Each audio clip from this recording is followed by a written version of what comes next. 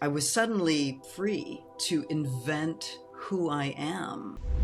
Putting yourself on the list of priorities is one thing. Putting yourself at the top, that takes a whole different level of courage. I didn't want to stay stuck there. I just couldn't imagine that. With the coaching, call it a tool, call it an experience that brings you into new adventures of discovering who you are. Maybe it sounds easy, maybe it sounds hard. Take a step, any step. Hey, and welcome to Dating Dim. So today we're doing it slightly differently. Michelle and I will be pulling back the curtain on her transformation journey, the heartbreak, the healing, the rediscovery, and the joy she's never thought she'd ever discover or feel again. So let's get into your journey, your story, and how Dating Dames and the coaching program played a huge role in your life. We'll start off by setting the scenes, especially for listeners who don't know who you are. Let's take us right back to the heart of it all. You walked through a divorce. This divorce cracked you wide open, your world, everything changed completely. And for the woman who's never heard your story before, how would you describe that shift that you've experienced and the moment you realize, I'm not that same woman anymore? I realize now, I didn't realize at the time, but I realize now that I was really kind of living on maybe on autopilot. Things seemed pretty good by comparison to, what I ever imagined and what I saw around me. But that moment, that sort of traumatic moment, has really allowed me to kind of re-examine who I was, what I was putting up with in the sense of even myself compromising things. Yes. And I could now see myself a bit more clearly. I could see that I was compromising for the partnership without really realizing what was happening. The pain didn't disappear overnight. I mean, that's taken me, and I still have triggers like most people probably. But within about a year, mostly the fog had lifted, and I could start to see these moments of clarity about who I was and who I wanted to become. And when you look back now, when you look back at that version of who you were versus who you are now, how do you feel? Yeah, well, I feel a bit of fear looking back at old Michelle. And so, but now I just feel so much more open, so much more, kind of light. And not that you don't have questions about yourself and, who you are and where you're going, because that'll probably never end our whole lives. But that sense that I have, kind of control, I have the opportunity without worrying about anyone else's needs really is freeing. It really is freeing. Yeah, it's a completely different woman. And I've seen this transformation that you've undergone. And it is chalk and cheese. Michelle then versus Michelle now. It's two different women altogether. So what would you then say was the biggest change? Just one, what would it be? What was the biggest change that you experienced? So as you well know, Jackie, I'm a pretty confident and capable kind of person. Yes, we do. Yeah. But I've discovered that I also crave being taken care of. And allowing someone to help me, to be there for me, isn't a weakness, but it actually allows the kind of the softness, the love in many ways to come in instead of the constant, kind of, I'm in charge, I can take care of it, don't worry about me. When I can say, thank you, you've got this, I'm so happy. It's a huge sense of relief. I think part of that journey for you, as I recall, was really embracing feminine energy and understanding it and realizing that it is not about batting your eyelids and pretty nails. No, it's so much more than that. It's this inner feminine power that is stronger than we realize and has really, I mean, I know you've really embraced it, and I also know that your life has changed massively. So let's take us back to the very beginning, the before part. Before that shift, where were you both emotionally and mentally? Well, I think kind of before that, the moment which I refer to as the announcement, I knew for myself, for him, that there was something was kind of missing in our relationship, that some vital points, I would say, of connection had been lost. I sort of attributed it to whatever challenges he was seeing. But I wasn't really worried because I thought, that's fine. Once he works out where he's going and what his challenges are, we'll fix it. And so there was a side of me, I mean, I knew things weren't perfect. I didn't necessarily recognize myself, how much I had kind of given up in service to the relationship. My sense was that we had good communication and a good partnership. I wasn't worried overtly. I was just on autopilot, sailing along day to day, waiting for him to kind of figure out where he was and what he wanted, which he did. Yeah. You mentioned this word autopilot. And I think for many of us married women, we do operate on autopilot after a while. And one of the other things we forget about and don't do enough of is really revealing what life really is, what it truly is, removing the curtain. And because we don't want to betray our marriages. So we start thinking, okay, this is normal. This is normal behavior. But the truth is, for many of us, it's not normal behavior. And so if you look back now and you think about the challenges that you were facing, that now you're ready to say out loud that a few years ago, I know we would not have even dared speak about, what would that be for you? Oh, well,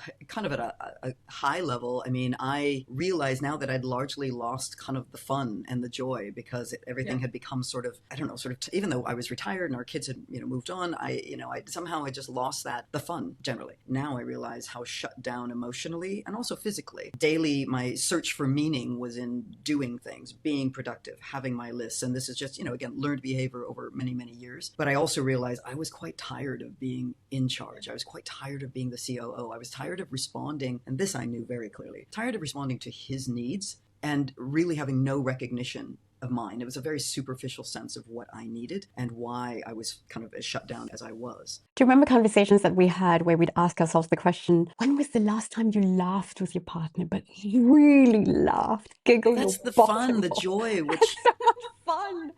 When did it go? I don't know. Was it ever there? I mean, I do have questions. Again, we were in many ways incredibly compatible when I think about it. I mean, we did, we were quite aligned on values, quite aligned on priorities, quite aligned on many, many things we were doing. But there was this loss of real connection and joy, which now it doesn't come from just having similar activities. There's something much deeper and also, dare I say, using one of our favorite words now, intentional. You have to really work at it to have that connection. Absolutely. And to note when it kind of disappears in a moment and figure out, okay, is it coming back? What do I need to do to ensure it's there? Is it a physical? Is it a mental? Is it an emotional bid? You need to do, which I honestly, I just didn't think that way, to be honest, back then. Yeah, absolutely. I think one of the big things that we've spoken about is awareness, co-creation, adventure. But in order for all of these steps to take place, you need to make conscious choices. And one of the big conscious choices that you made was stepping into not just who you were. It wasn't about the journey back to yourself. It was about the woman you were becoming. So what made you step into that conscious choice of taking this journey on, of discovering who is this new woman I wish to become? Well, I could see pretty quickly, I think, I mean, when I say quickly, within a few weeks of this kind of trauma setting in, that I was shut down, that I was lacking from my side. And again, there are many reasons for how this came about, but I didn't want to be shut down anymore. And I couldn't imagine myself. And when I think I had a therapist who said, where do you want to be 6 months from now? And my number one answer was, I want my heart to be open. I felt the blame, the guilt, the regret of what had not worked in our relationship, and I didn't want to repeat those mistakes again. I recognized that the cost to myself, to my life, to the possibility was huge, and so it almost wasn't even a choice for me, because I didn't want to be the person that I had just been for the last 20, 30 years. Absolutely. We speak about this, and you've mentioned it now, the cost of not moving forward. The price that gets paid is by nobody else but yourself. And when you realize that your life, big words for us in our podcast as well, is, like I mentioned earlier, co-creation, that you have the opportunity to create the life you would like.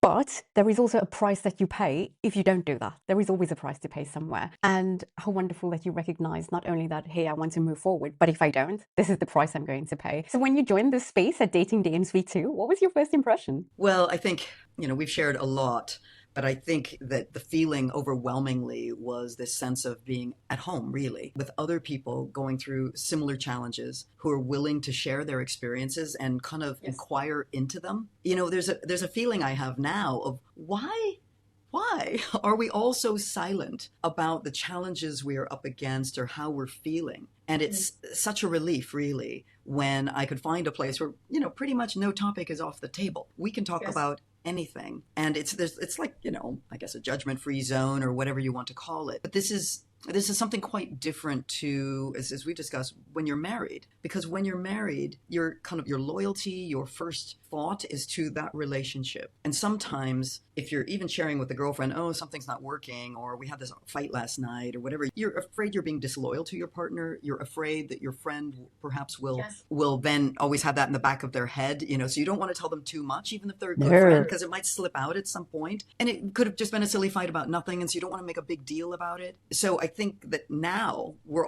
in this kind of, again, free zone where we can talk and share and discover how many commonalities we have in the experience we're going through. And what we discovered is it almost doesn't matter where in the world you're located, your socioeconomic background, we're all experiencing these same problems. In particular, I want to touch on what you mentioned about betraying their relationship, women not wanting to betray their relationship. I wish there was a solution for this, but I think more we embrace the fact that we can start being consciously honest with ourselves. I think it starts over there, honest with ourselves, listening to ourselves emotionally, and actually hearing what is being spoken. It starts changing things for you, the way you look at your life, the journey you're on. And then I'm more keen on the forward movement of who is this woman I wish to become, as opposed to rediscovering that woman in the past, because the woman in the past is a version of you 10, 20 years ago. The woman that you're rediscovering is this blossomed, enriched, or woman expanding into who she could become. And that's really beautiful. And that moment, obviously, there was a catalyst, a click. We speak about this moment that changed everything. What was the moment for you that shifted everything? I mean, again, as I've said, I'm generally very forward,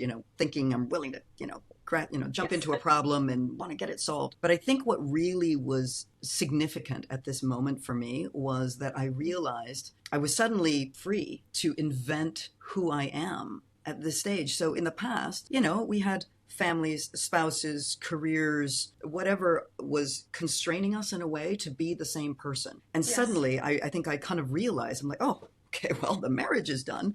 The kids have moved out. I retired some years ago. So all of those constraints that gave me an identity I needed to hold on to were gone, frankly. And it was sometimes that's kind of scary because those identities help you frame who you are. But it wasn't like they were entirely gone. But suddenly I just realized that I could kind of breathe into, make new friends, try new activities. I could theoretically move anywhere in the world I wanted to. So almost anything was possible. Yeah. How did you feel then about this idea of starting to prioritize yourself? This is, for many women, it's a really hard thing to do. Putting yourself on the list of priorities is one thing. Putting yourself at the top, that takes a whole different level of courage. How did that start feeling for you? Well, it's a work in progress.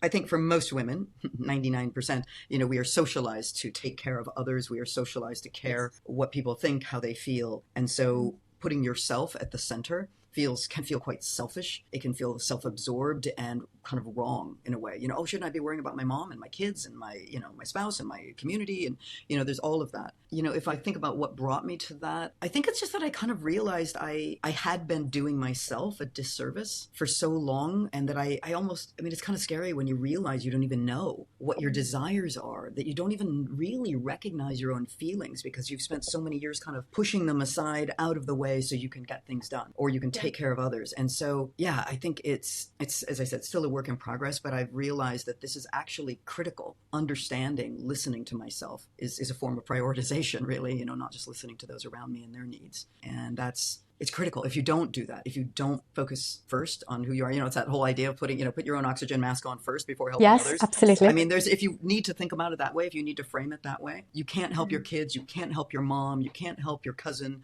whoever it is, until you've put your own oxygen mask on. You've had a close look at yourself, how you're feeling in this moment, what your boundaries are, where you're trying to go. If you don't do that, you're never going to make real progress. Very true. You can't serve from an empty cup, right? You can't give to others unless you yourself have that. Okay, now we need to move more into the mechanics of these changes. The things that people don't see on Instagram. What was that first shift that gave you real traction? To be honest, it's that moment when you have to take responsibility. So, when in my case, a separation divorce request was visited upon you out of the blue, and that person says, it's you, it's very easy to feel the victim.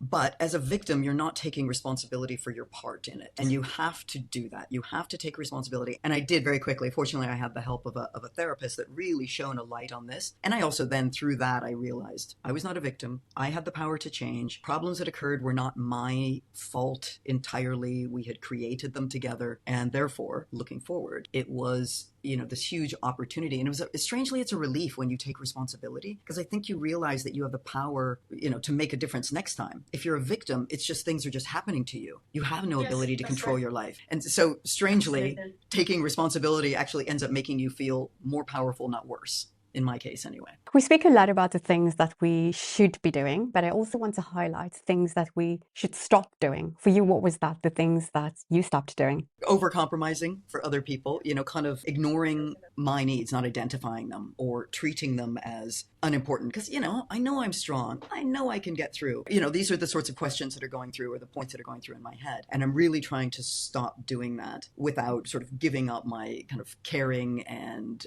kind of friendly nature, because that's part of me as well. It's not just now, okay, it's all about me. That's not it. But I need to stop just always giving in to things and not taking a beat and recognizing what it is I need. What about the things you started doing? I think, and sometimes it's the opposite side of the coin. It's embracing my feelings, not only my intellectual side. As I said, I can intellectualize all day long, but sometimes exploring, understanding the feelings, and knowing feelings will pass. They're not, they're a little scary sometimes, but they're going to go. If you ignore them or push them aside, it's going to make them worse. But sometimes you can just sort of accept and breathe into them. I think also seeing the physical expression, whether it's the femininity, whether it's sexual attraction or feeling sexy, or kind of the touch, that is critical to who I am becoming. And it's largely something I have pushed aside most of my life. And so I'm trying to start really seeing that is incredibly important to any future relationships I have. Yeah, absolutely. It's interesting. And we spoke about this on numerous occasions. Can you even begin to imagine this new Michelle living in that old woman's body? And so what did you start noticing in the early days? What changes did you start noticing in the early days? Honestly, I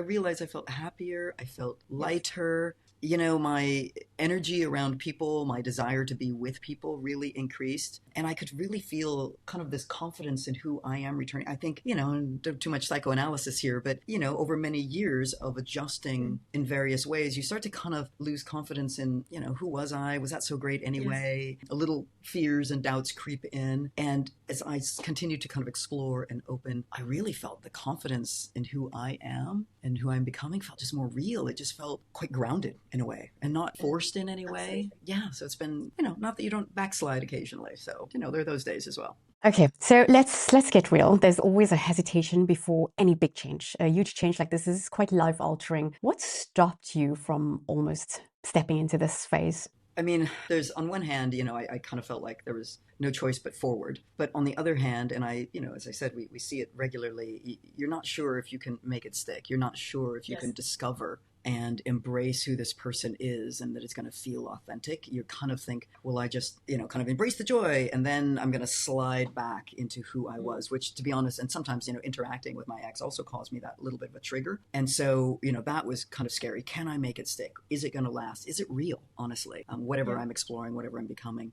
And I think, the fear that most people have is looking at yourself, whether it's the feedback to yourself, the feedback you're getting from others, and understanding what's really needed, like which part do I need to change and which part don't I? There's a bit of fear involved with, am I getting it right, I guess, is kind of how you would summarize it. Absolutely. I remember when somebody had told you, oh my gosh, you've got such great energy. And it was something that nobody had ever said to you before. And I remember saying, what are you talking about? Do you not realize that you have such amazing energy? And that was something that stuck with you and you started using it even more and realizing it's not about being energetic. It's about this aura that you have, this magnetism that you have, this joy that you have. As you started stepping into this new evolved version of yourself, it's changed massively for you. So why did you say yes to the Dating Dame coaching program? I didn't want to stay stuck there. I just couldn't imagine that. And with the coaching, as scary as dating can be, it's also an amazing kind of, I call it a tool, call it an experience that brings you into new adventures of discovering who you are. And that was vastly, better to me than being a shut down sort of angry woman for the next, 10, 15 years, a victim of, some man, guy, whatever, or of a relationship that didn't end up, going to 50 years. It only went to 30 years. So yeah, I had to say yes. There was no choice. Absolutely. I agree with you 100%. Let's talk about that for a moment. If you hadn't stepped into this journey, where do you think it'd be today? Of course, we would survive, right? But it would be a life less fun, less expansive, the excitement. I mean, the people who have come into my life with this, I just can't even imagine not having them, not having had those experiences, not having had those learnings. So it's kind of a scary, dark place that I don't want to go to. So, what would you say surprised you most about the Dating Dames V2 coaching program then? I guess unexpectedly, I realized that rather than being frightened by, whether it was dating specifically or looking at myself and my behaviors specifically, rather than being frightened by that, I was actually quite energized because I felt, and again, this is a little bit me, but I want to, I want to feel like I am the agent of my future. And this gave me a structure, a way of discovering, kind of, it uncovered things and made everything, as we've said before, no topic is off the table. We can talk about anything. Vibrators. Yes. Sex generally, yes. Bad dating experiences, who's paying the bill, yes. Everything is there to be discussed. And there's no judgment in it. And so that makes it even more exciting because you're like, should I tell you about this? And then, of course, you should. And so it's energizing to learn more about yourself and to do it in an environment that is very, very supportive. I think one of the key things that you've mentioned, aside from the energizing, is also the possibilities of what can become of your life should you choose to embrace this journey, should you choose to. And it's not about looking back and rediscovering that woman that you used to be. It's really about looking forward to embracing the possibility and expanding into the woman that you can become. So let's talk about some of the real practical shifts of moving from, you've moved from the trauma of divorce to this new woman that you're evolving into, becoming the woman even you desire as a person. You can look at it with great admiration. What meant the most to you during this transformation? Well, I think it's largely kind of understanding, but ultimately accepting who I am. I mean, and that doesn't mean, without opportunities to change, but it means that you can kind of see your baggage, see your tendencies, yes. And accept them, and then work with them and decide if you want to. So to me, it's like this, I don't know, it's empowering, frankly. And I think, so that's kind of at a high level, but I think also this, we've talked about it before, the feminine power or femininity as power. For me, I don't know, 90% of my life, I haven't seen that as a power. I haven't yes, seen I recall. it as something to kind of lean into. It was more like something to be sort of pushed aside as we take care of things and be the best person you can be at work and whatever it is. And that is a power. It's a part of me. And embracing it, that's super exciting. It's not a weakness. It's fun, actually, once you get over the idea that it's a weakness or that you shouldn't be. So, that's, and also, I mean, I'm giving you multiple things here, but, also that I am, frankly, entitled. I think for such a long period of time, we've been taught that femininity is about the fingernails and batting your eyelids. And it's so much more. This feminine power that you speak about and how it's changed your life is so much more than that. So the moving forward is part of this journey. It's not about remaining stuck. It's moving out of that stuck feeling. What's next for you? What are you excited about next? Continuing to work and continuing to accept those kind of desires, the fears, but also, I've been a couple years into the dating scene and starting to kind of imagine what my next relationship could look like. What do I want? What is it? Is it just sort of an alignment of activities? Is it, just a travel buddy? What is it I'm looking for? And I think I'm starting to understand that it's really looking for a relationship that is intentional, that's growth oriented, that both people want to put in the effort, that we're, creating something together. It's like you, me, and us. What is the us? And that to me is quite exciting. And there aren't many templates for that. I mean, yes, of course, there's marriage and kids and house and blah, blah, blah. But the idea of an intentional relationship, of creating something and both parties being in on what it should look like and how you work through the hard stuff and find the great stuff, that's a pretty big challenge, to be honest. Could take years. It's a huge, huge change. And it's where the magic happens, really. When you experience a relationship like that, things changes for you massively, not just within the couple of him and you, and it's now us. And everything around you, your life changes, your attitude toward life, your perceptions of things. It takes on a whole different phase. And I'd like your final thoughts on this. There's women out there who were like you once upon a time. They were hesitant, they were fearful, they were scared, they were hopeful, they were craving for more. What would you say to that woman? Maybe it sounds easy, maybe it sounds hard. Take a step, any step, small, large, because each step and overcoming each step, whether you think you failed it or you succeeded, it builds the confidence that you need to go to the next step. And so you have to, kind of start, the journey of 1,000 miles, begins with the first step, that sort of thing. And if the 1,000 miles is your confidence and your discovery of who you are, you have to start with that first step. I would also say, give yourself grace. We're all, kind of innately want to be perfection oriented, but mistakes are going to be part of the process, whether it's a bad date, whether it's, tripping over your heels on the step, whatever it is, you probably won't wear those heels again. Give yourself grace that stuff's going to happen, because that's what happens in any learning situation. And finally, I mean, this one is sometimes hard even for me to accept or to understand, but develop your intuition. And that's not, something, oh yeah, of course, just listen to your intuition, but you don't if you haven't listened to your intuition in years, it's going to take a while to figure out what it is. But once you do and you trust it, you keep experimenting, you keep growing with it, and over time that will learn. So you need your intuition, accept the mistakes you're going to make and be gentle with yourself, and just start taking those steps. The first one. Anyone. I just made a note of you about intuition, and you're right. It's easy for people to say, listen to your intuition. These words are easy to be spoken. For many of us, we don't even know how to. That quiet whispering, we just suppress it constantly. And how wonderful that you've started doing this. And it's a muscle. You're training it constantly. You're listening to yourself and, asking yourself questions constantly. Michelle, thank you so much for sharing these very intimate thoughts with us. And for all of the listeners out there, I hope that you've been able to look at her story, look at her transformation, and rather than do nothing about it, do something about it for yourself. And that's exactly why we're here. That's exactly why Dating Dames has been founded.